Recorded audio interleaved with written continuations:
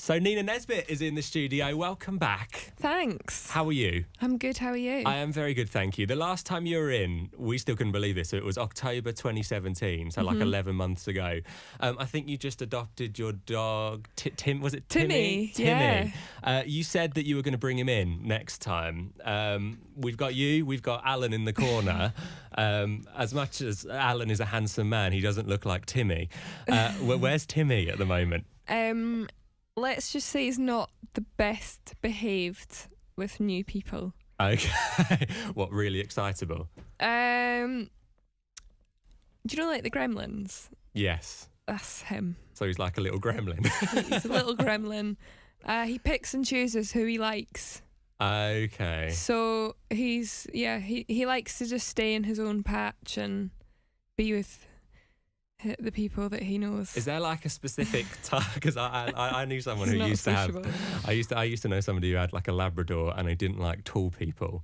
Like it was specifically if there was anyone who was ever over 6 foot, this Labrador hated them. Does Timmy have like a specific type? Yeah, he hates men actually, apart from his dad. And a couple friends, but a lot of my guy friends will come round and we'll all hang out and they'll go to hug me goodbye. And if any of them even put their hand on me, he will try and kill them. God. I think he thinks that I'm his girlfriend as well. He looked so adorable when you originally adopted Yes, him. very, very cute, but... And now he's turned into a murdering, in your words, gremlin. Yeah. Okay, maybe don't bring him next time. You never know. Yeah, just in case he does attack me. Between kind of October 2017 and now, what's kind of been your standout moment? So The Best You Had came out, and then I went to America for almost half the year, really, touring over there, which was amazing. Also, Taylor Swift put The Best You Had on her playlist just after I came in to see you. Did you have like pre-warning of that? No, it was possibly the highlight of my year last year, so that was cool. Have you spoken to Taylor Swift? Has she reached out? No. I just said cheers, Taylor. Thanks. That happened, which was really cool. I put out a song called Somebody Special. I was part of a Spotify campaign where they brought me and 2 other girls together to do the first ever Spotify collaborations release, which was pretty cool. So I went over to release that in America, and we had big billboards in Times Square, and it was like really cool. And then Loyal to Me has come out, and we had another billboard in Times Square so and in London. You're basically taking over Times Square. Just taking over Times Square. Square. So it's been a really exciting year so far. Yeah. I've got to visit a lot of places I've not visited before. You said 6 months in the US. Do you get like multiple suitcases, or can you only pack one? Well, by the end of the year, it'll be 6 months. No, I take 2 suitcases and a guitar with me. How do you pack for something like so long? You just don't. You just buy stuff there. Is there something that you have to bring with you though? Is there like a home comfort that needs to come on every tour? Yeah, I have an American one and a UK one for separate tours. Okay. It's like a aromatherapy diffuser, like a room Nice. diffuser. I take all my oils with me, and each night I'll put like the lavender in the hotel room, and sometimes they smell a bit like pee, so it just sort of freshens the air. I can get to sleep, and then the dressing room I'll put eucalyptus in because it's good for the sinuses. So yeah, that's... I love the fact that you've got this oil that smells a bit like pee, which means that if you're in a hotel room like doing the oil diffuser overnight and it smells like wee, the people are going to come in the next day and it's going to be like, oh, Nina Nesbitt's peed herself again.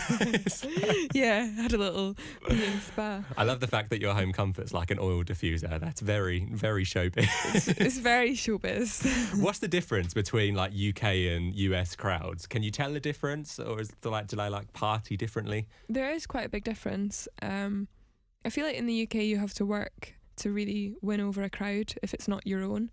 Even sometimes if it's your own, like you have to really like work hard at it, which is good, because when you win a UK crowd over, you feel like it's an achievement. Do you know what I mean? Whereas I feel like in America, I've definitely felt like people are really open-minded and enthusiastic and want to get to know you if they've never heard of you. which is cool when you're a support act because you feel very welcomed. And Yeah, of course. It's not that scary. Whereas I feel like in the UK, they're like, who are you? Impress Where's us. the headliner? I feel like we are like that. But yeah, it's just different. Very different crowds, but Yeah. both equally amazing. Yeah, I'm a big fan of your loyalty hour videos on Twitter. For somebody who's got no idea because I don't think I can do it justice by describing it. I don't even think you could describe it in a way. But if you could try and describe it to somebody who hasn't seen loyalty hour, what would it be? So there's this thing called spilling the tea, or like sipping the tea, when people telling you gossip. I think it was a meme or something. I don't even know how it came about, but basically I got fans to send in their shall we say flower girl stories. Bad breakups, just terrible dating stories, and I picked 6 stories. I've got 6 episodes anyway of these terrible dating disasters, and I basically spill the tea with a cup of tea on a news channel called NN News, Nina Nesbitt News. Good. And it's part of Loyalty Hour, so it's Loyal Tea Hour. And I'll spill the tea, tell the stories, expose these people. Obviously, don't name and shame. Yeah, I was going to say. Yeah, and then I do the weather. I do a weather forecast about like dating. Basically, it all stemmed from me having dinner with this radio presenter called Joe Breezy in Nashville. And his wife is the weather girl in Nashville. And I was like, I'm so interested to see how this works. Is it a green screen? Is it like, can you see it? Are you just, like pointing to bits, or what? How do you do it? And she was like, come in tomorrow and do the weather.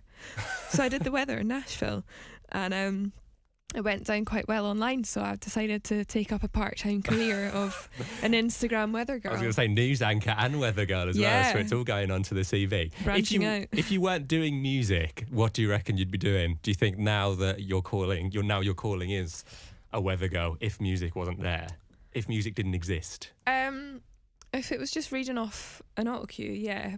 But I think you have to have like quite an intelligent degree behind you. So I can't say to you right now, like, just list the weather today. No, I don't know anything about weather. Maybe I could go and study. I would really like to do forensic science or criminology. Oh, so like digging up bodies and stuff. Not so much digging up, more like, how did this crime get committed? Like fingerprints, like that sort Very of thing. Very CSI. Yeah. What's going on with this Miranda Cosgrove, iCarly mistaken identity? How many times have people mistaken you for iCarly? All my life. This has gone on for so long. And the minute I dyed my hair dark, everyone was like, you are Miranda Cosgrove. I'm very flattered.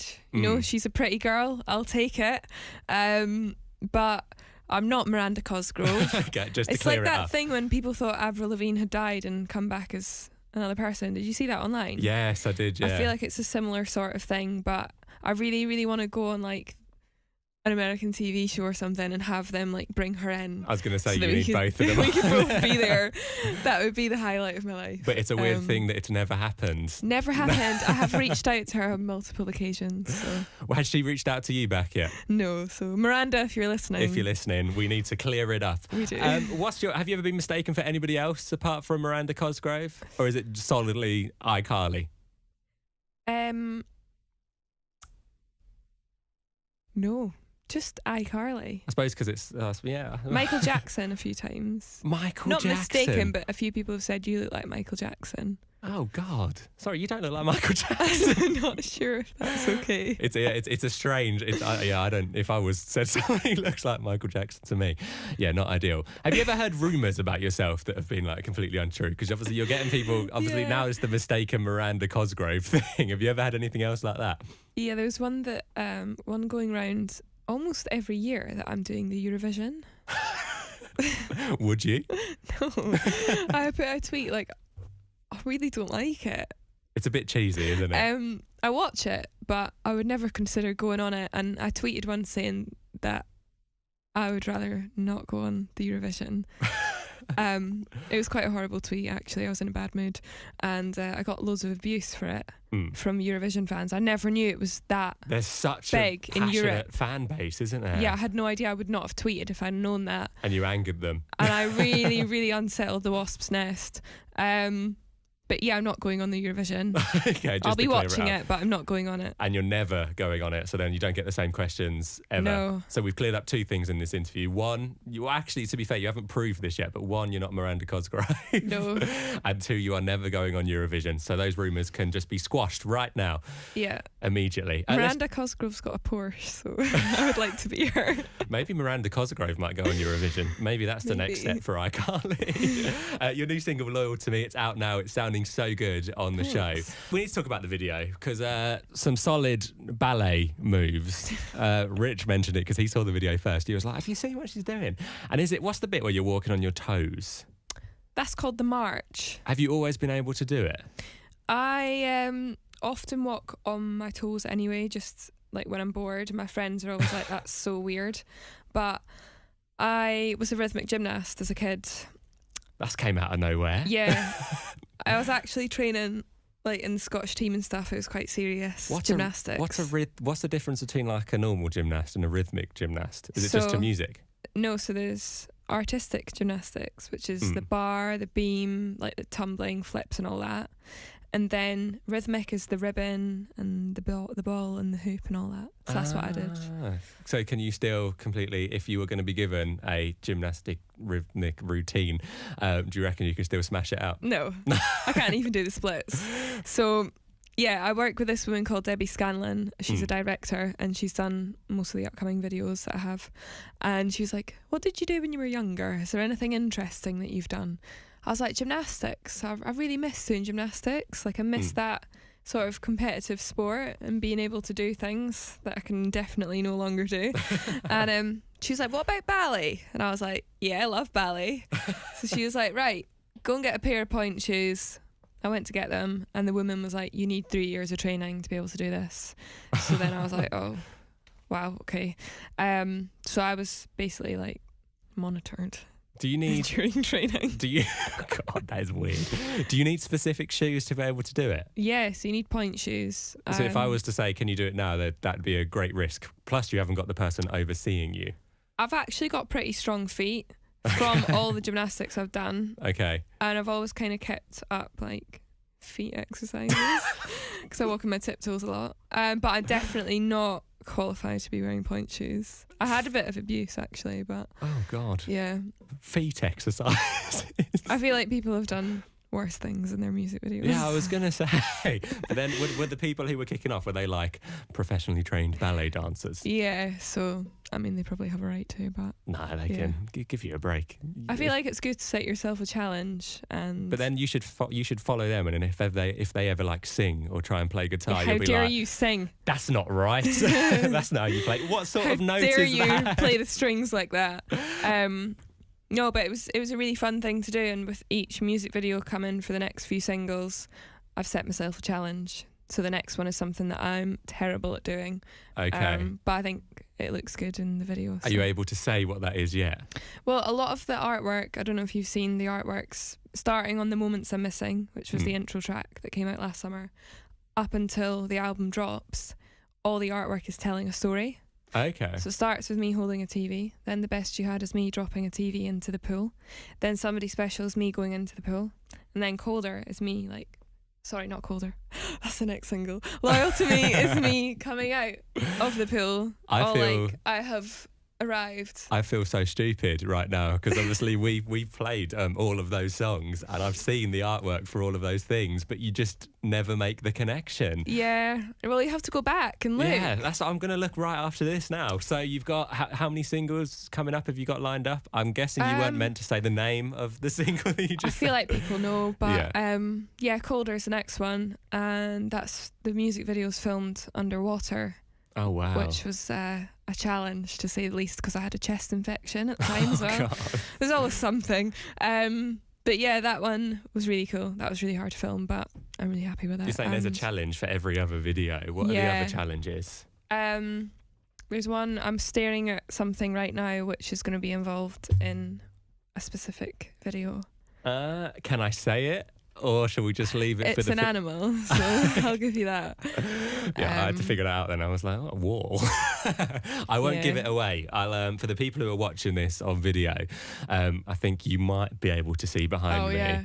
Oh, no. But I could cover it up right now. Yeah, it's going to be good, I think. Yeah, I'm so excited. I'll probably fall off it or something, but... Yeah, you are giving yourself big ballet, water and mystery. Mystery animal. Solid. Thank you so much for coming back down to see us. Thanks for having me. And I'm going to hit play on Loyal to Me on KMFM now. Can you do me the honours of introducing it, please? Yeah. This is Nina Nesbitt with Loyal to Me on KMFM.